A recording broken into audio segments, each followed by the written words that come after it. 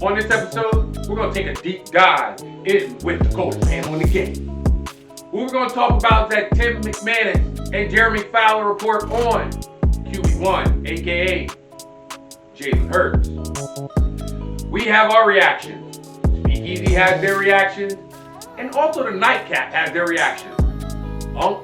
He definitely dove in and he told a deep truth. We're going to talk about the Eagles' other lockdown corner. Word all out right now is on Sean Mannion. And again, the AJ Brown saga continues. With that being said, I got the coldest panel in the game. You already know what to do. Cue music.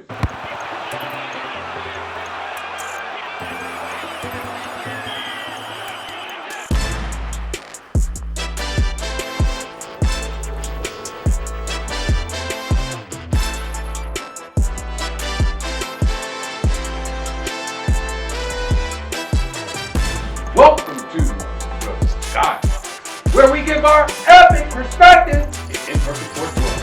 Now let me introduce you to the coldest panel in the game. What it do, mama? What it do, mama? What it do, mama? What it do? Yo, baby, season 9. Let's get it popping. We all know who's driving the getaway car. You already understand. You already understand. You already understand. You already know who I got. I got my guy, Coach Tweezy, in the building. In the building. What it do, guy? And with new merch. Let's go get him. Let's go get him. You already know he runs through my veins. He runs through my veins. Daryl T, what it do, my guy? Hey, shout out to them Central Dolphin Rams, baby. State basketball champs. Let's go. Let's go. Let's go. Let's go. Oh, yeah. Oh, yeah. I got a new member, y'all. I got a new member. I got a new member. Not a new member. Got a new member going in the coldest panel in the game. My guy. My guy. D-E-V. Dev, what it do, my guy? What's up, man? What's up? How you doing? Let's say go Eagles. I can drop the deep dive with the coach and the operator on the Skybox Field Room. All about that AJ Brown drama. So you need to go check it out after the show. Wow. I think it's a bit too early to tell. We know that the Rams are positioning themselves to make another run for sure. And I like what Philly has done as far as solidifying the defensive backfield. There's still room for growth with Philly, of course. We just have to get rid of that noise with the AJ Brown's here, AJ Brown's gone. So I like what the Rams are doing. Matt Ryan being the new GM in Atlanta, that's interesting too. So, you know, say what you want to say. He's running a ship for sure. What do you think, Coach? Who's out there right now shocking you right now, and who's really causing real problems? I don't know what ship Matt Ryan's running, but he's running it into the ground. But secondly, let's help this, and let's not put things in true perspective. Dallas taking y'all's defensive back coach and now has started to make interesting moves. I've never given Dallas that much credit.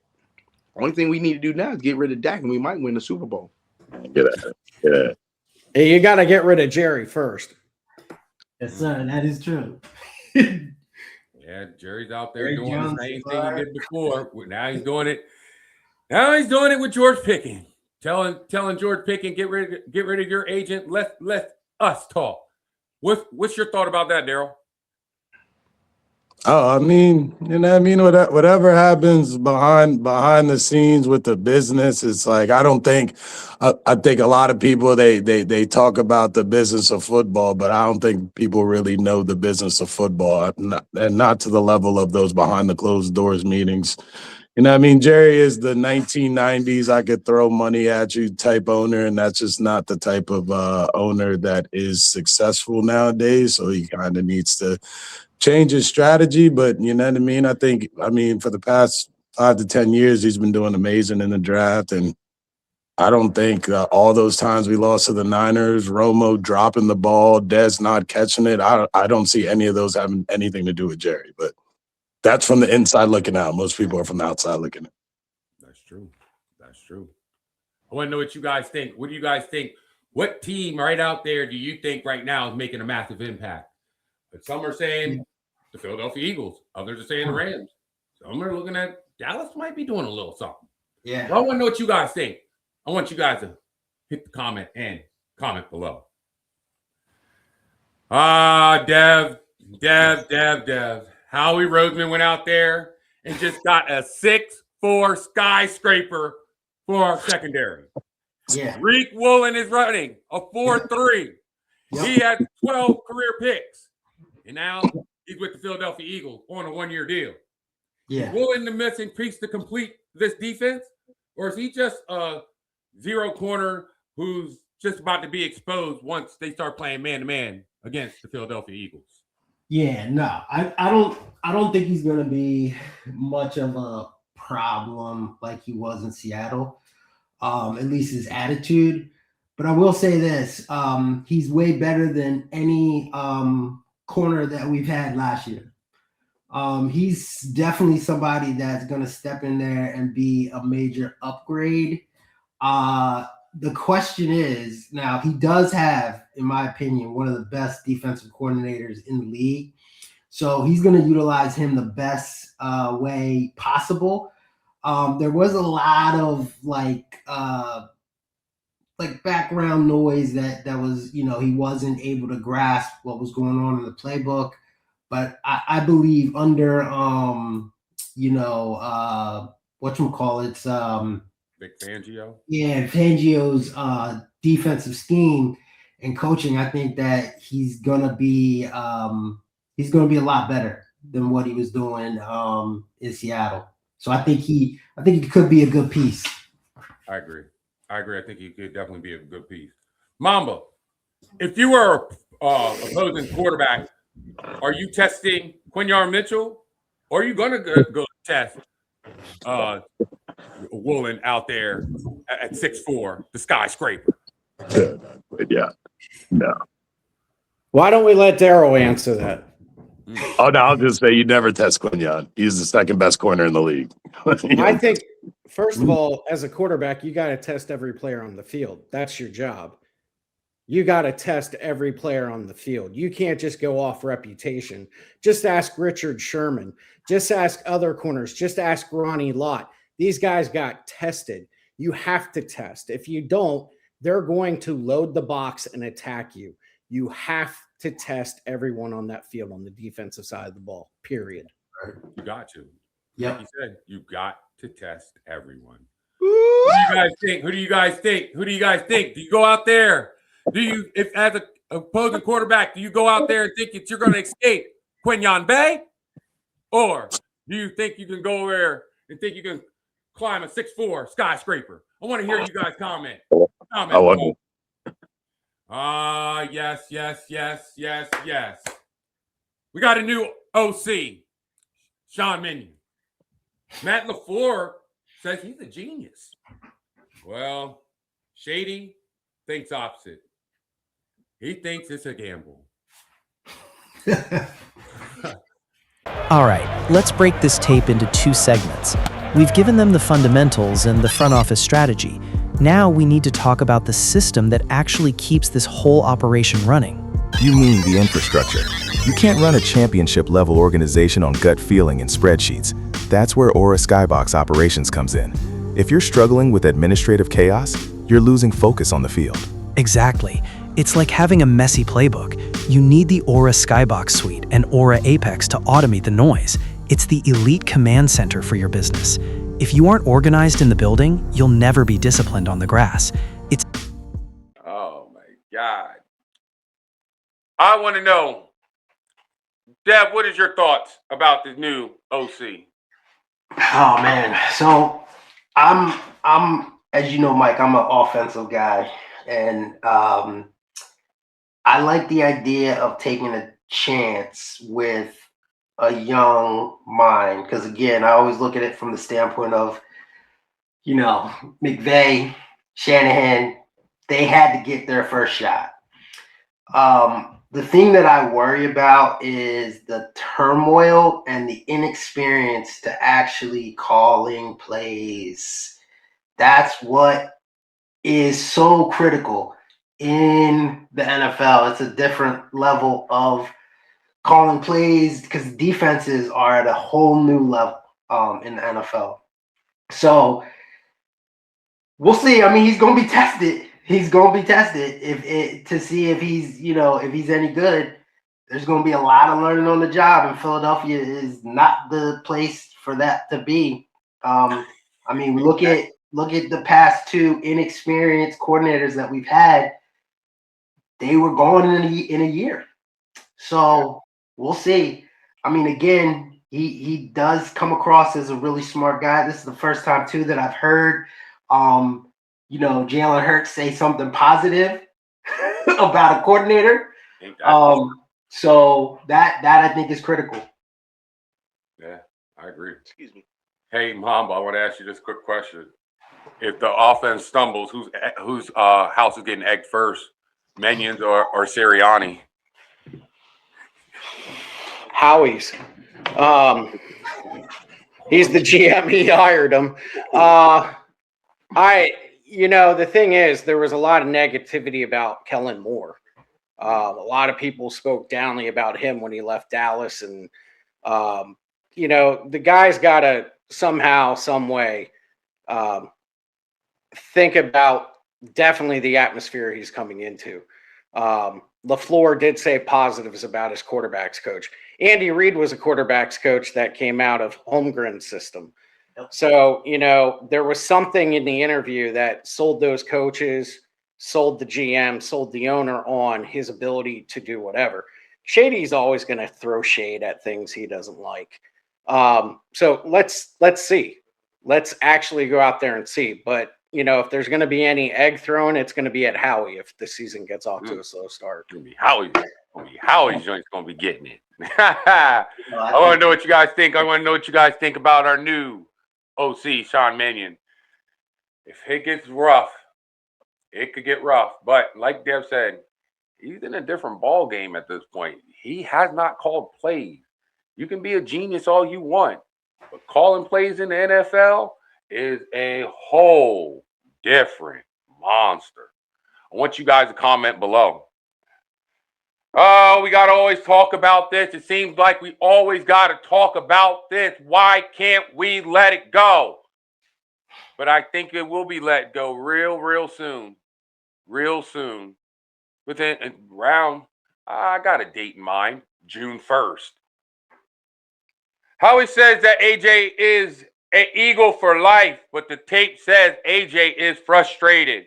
The two-time All-Proer isn't enough for him to come back to the Eagles. My question to you, Daryl, is easy and simple. Do you see AJ coming back in the 2026-2027 season this season? Hey, I'm gonna throw it. I'm gonna tag in my boy Uncle Tweezy. He looked like he was itching. Looked like he was itching over there. Ready? Go ahead, tag me. Whoa. Let's go. I hope he comes back. That's drama. More drama means chaos. More chaos means controversy. Controversy sells news. And in Philadelphia, you don't survive with controversy. So that means, guess what? It's going to be a bad season. That means somebody's getting fired at the end of the season. I don't mind. So if he does come back, I'm rooting for A.J. Brown to come back, because then guess what's going to happen? That means the head coach has got to know what he's got to do, and then that looks at the GM, and then that's really bad news. And then the owner's like, well, if I can't trust my GM to pick a right coach and a coach to lead the team right and a coach that can lead my star receiver and make him happy, I don't need none of them. Get out of here. Gotta get out of here. Yeah, it's like he embodied my answer. There it is, guys. There it is. There it is. Man. Dev, what do you think? Yeah, I mean, I think honestly, that's the reason why they know they got to get rid of him. This has been a problem since 23. And So who's your number one if you get rid of him? I mean, draft. There's Devontae. Devontae. Yeah, Devontae turns into your number one. But again, the question is like there might be. I mean, look at Jackson Smith, the Jigba. Like, I mean, he came out as a rookie, and he's their number one, and just got paid. Rookies don't develop in a year. Correct. Yeah, most don't. And so you put your eggs in one basket. Yeah, it's very important in terms of like the draft and where it falls, where they fall, what moves they might make to move up. You're down in 32. What are you going to do? You're getting high second round picks. So now you got to worry about if he's developing fast enough. That's true. I can play devil's advocate all day. Yeah, no. All very accurate. But I will say this too. I think a lot of the moves that are being made in the front office don't have anything to do with the next year. That's just my opinion. My question is, why do you bring Elijah Moore in, his best friend, if he's not staying? True. I think that's the backup, because the question is like, is Elijah Moore even going to make the team? You know, Hollywood Brown in there too. Right, you got Hollywood, you got Wilson coming off of the injury. You also have, Cooper there too. So I mean, a lot of that stuff I think is all determined based off of what they're able to get for AJ. That's really what it is. They want the number one, high second, maybe late third. Well, here's the thing with that. I see it like this: you get rid of AJ Brown. Looking at what happened last year, he's always getting double teamed. He's always getting shadowed. So now you're taking the double team and the shadows out. So now you're bringing another one in the box. With that offensive line, we're going to go through the same run game we went through last year, possibly. Now you're telling me that now we're going to put that on Devontae Smith, and we're giving a question mark on whatever pick we get on the receiver. I'm not going to lie to you. If he's the top 5, AJ Brown's the top 5 receiver, I'm going to deal with the headache. I'm sorry. I'm dealing with the headache because at the end of the day, that is a dog. We're going off a dog, and we're then going to go off a mystery. I'm going to stick with the dog. Yeah, it's going to be some headaches. It's going to be some diva shit going on. But at the end of the day, it's not as if the teammates are saying they don't like him. It's not saying all this is all about us, the media, talking to the Philadelphia Eagles. At the end of the day, he's not really doing much when it comes down to it. He's not going out there doing all that. All he's doing is doing some tweeting and doing a little bit of trolling here and there. That's all it takes. He's cornering the media. That's all that is. That's all it takes. At the end of the day, when he was doing all that, it rubs the wrong person in the locker room. Then it's chaos. Yeah. But there wasn't really chaos at that time because because it was 1 year, but then 2 years saying cryptic messages. It was the media that it's like getting pinched like several thousand times over. In the first year, you say I can deal with it. The second year, this has got to stop. No, I think it got down to after the second year. It got down to after the second year. Oh, I got that ring. Now it was, I need to get them numbers. Some numbers weren't getting up there. He's looking for Hall of Fame numbers now. He already got the ring. Now he's looking for Hall of Fame numbers. Does he have the check? But then, okay, does it lend itself to the question that this is more of a me situation versus a team situation? Yep. You know what I mean? Yep. And I think it's a him situation. Right. And does it get to a point where it takes the owner, it takes the GM, because they've come out in the last month and said, look, he's staying here. So obviously the media, ourselves included, but even more importantly, our favorite guys at WIP that really love to stir the pot, that are making this more and more to get radio listeners. So I think of it from terms of, I think when all is said and done, we have seen a competitor who's always had diva-ish type of response to things. I like that. Maybe finally said, you know what? It's time to quit the crap and play ball like I know how to play ball. True. Yeah. True.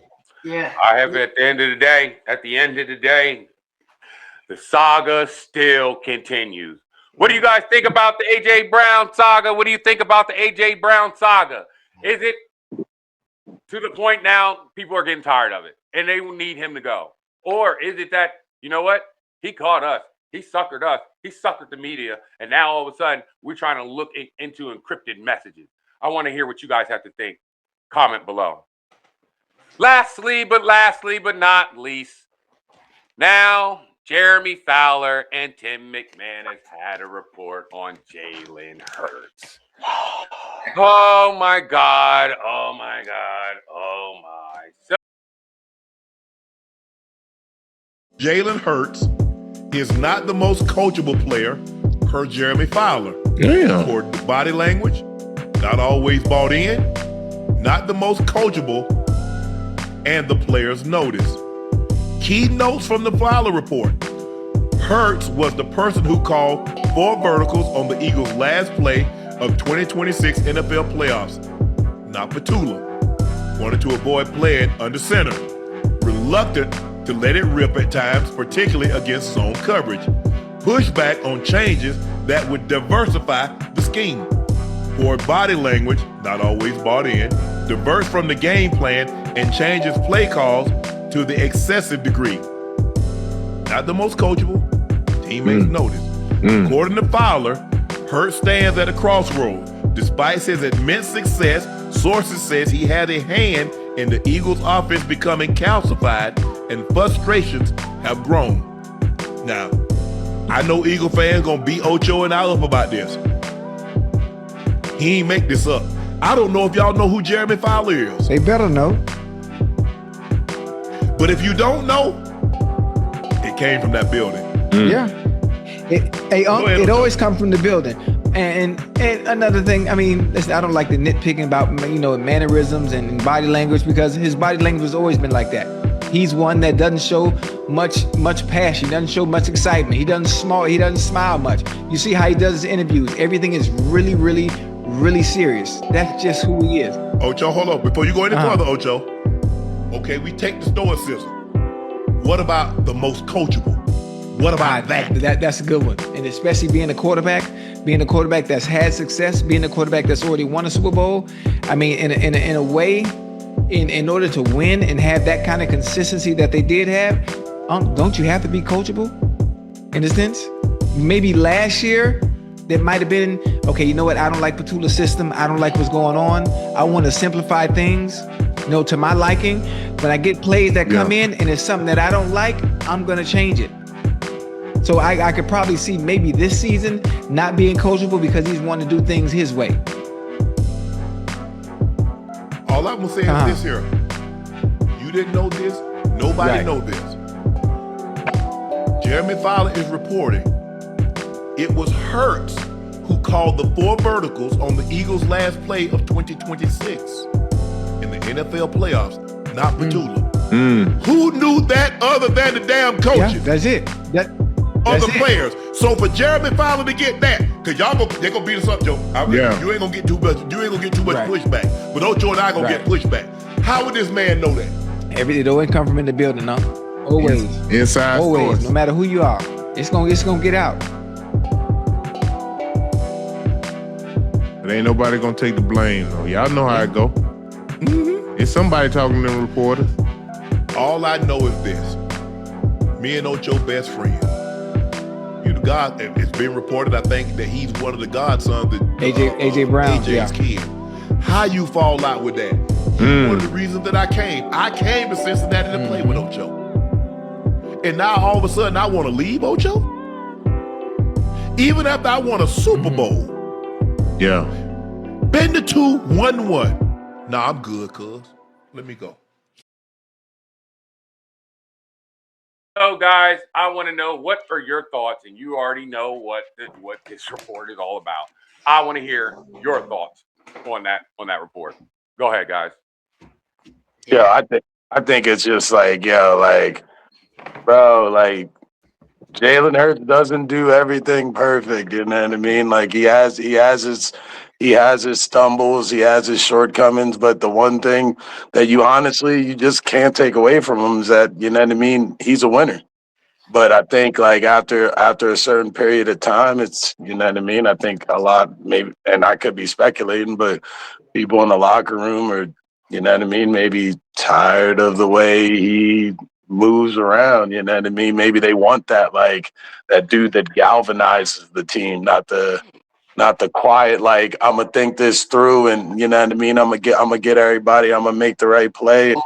From my perspective, Well, Jalen who? I'll say this. I don't necessarily agree that he's the greatest Eagles quarterback. I like him. But I will say this. I will say this. I think that we have to look and put this in perspective. He was a second round pick, not expected to start. Okay? he was Not expected to start at all. No, he Okay, wasn't. there were many. I knew he was starting as soon as they picked him. And many people during the draft said he's going to be a bust. He's not going to do anything. He's going to be part of this gimmick underneath Carson Wentz. Okay, Yep. He comes in. Okay, gets the job kind of out of default because Carson Wentz failed miserably. Okay, Yep. and is thrown into the craziest situation in the NFL. Okay. Yes, he gets a lot of help in terms of running back, in terms of receivers, all that. Okay. He does. This man goes to two Super Bowls, okay, and outperforms one of the greatest quarterbacks, okay, in the Super Bowl 2 times. Unheard of. Okay. Regular season, yes. But 2 times in the Super Bowl, this man looked like an awesome. Bullshit. So we can say what we want to say about Jalen Hurts not being this, not being that. But at the end of the day, we, from a Philadelphia fan perspective, we got more. We got more than we ever expected out of that man. So that's how I feel. Another piece to this that I do not like about it is the fact that he is criticized more so than ever and still continues. 5 picks against the Chargers. But yet, Josh Allen, okay, Joe Burrow can't seem that have less talent. And that have less talent. Articles about him. There's no articles about Joe Burrow talking about every year he's hurt. And yes, he doesn't have an offensive line, but come on. Or defense. Come on. So, it's crazy. Dev, I hear what you're saying. And the thing is, we've also seen in the last 20 years, the average size of the quarterback averages 6'4", 250. Right. So there's a mindset in the NFL of what a quarterback is supposed to look like. There's a mindset of how the quarterback is supposed to perform. And like you said, he outperformed the expectations that a majority of fans had of him, what ownership had of him. And now, as always, we've seen this. You know, this dates back to Santa Claus getting hit with snowballs. There is a criticism of Philadelphia players that is done by the national media. There is a criticism within the division itself. And, you know, when you look at Jalen, it's not to say he's not a competitor. It's not to say he's not a gamer. And it's not to say that as an average fan or a rabid fan, whatever, we get up for this kid. We do. But at the same time, when I sit back and I look at things, hindsight being 2020, there are areas that he needs to grow as a football player, as a professional, and as a human being. And all three of those things have to take place. And he has to learn to deal with distractions on and off the field. He has to act in a way that says, you know what, I'm in Philly. And in Philly, it's tougher than most places. But if you can convince Philly, they have your back. They sure do. 100%. Well, preach, mama, preach. Well, I like that. I like that. With that being said, I want to know what you guys think about what's going on with that Tim McManus and that Jeremy Fowler report. There's a lot going on right now, and I love what Dev said when it came down to it. At the end of the day, guess what, ladies and gentlemen? A second rounder did all what he already put down. we got a lot more than we really did get a lot more than we had bargained for. At the end of the day, when we look at this and we step back, a second rounder that we didn't even think that was even going to start because Carson Wentz was cooking at that point, we end up getting a guy that has been to the Super Bowl twice, outplayed one of the greatest quarterbacks twice, and he's still being criticized. Woo! That's crazy. But with that being said, if you have any thoughts, questions, or concerns, email us at the number one skybox at gmail.com. It's your boy, Mamba. It's your boy, Coach Twilight. It's your boy, Daryl T. It's your boy, yeah. It's me, Michael C. The source of life over the light. I'm going to leave these few words. Now let's make it epic. You already know what I'm about to say. We back.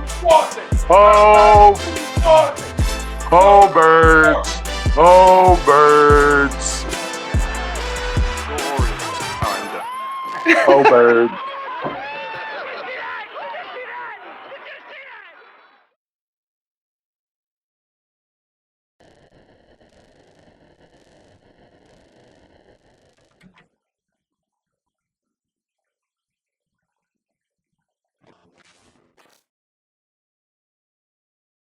Let's make this epic. If you like this episode, check out this video right here and see what we think about what's going on with the Philadelphia Eagles.